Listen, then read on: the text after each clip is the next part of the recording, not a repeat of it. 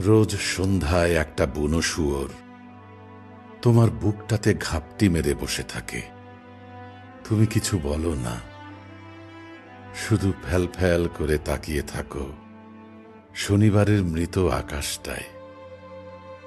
যাবার কালে শুয়োরটা তোমার হাতে তুলে দেয় কয়েকটা চকচকে নোট, অথচ তুমি পবিত্র।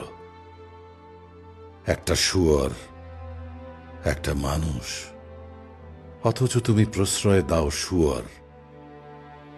আমি নিজেকে মানুষ বলছি না।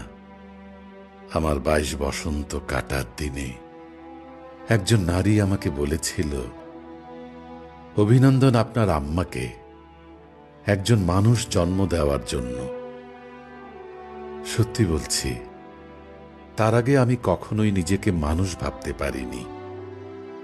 আমি জানতাম না একজন মানুষ কখনো কারো হাত ছুঁয়ে দেখার বায়না করতে পারে। কি অদ্ভুত! সেদিন তুমি আমায় প্রত্যাখ্যান করেছিলে, অথচ আজ তোমার বুকে শুয়ে থাকে একটা বুনো শুয়োর। তা সত্ত্বেও তুমি টু শব্দ করো না।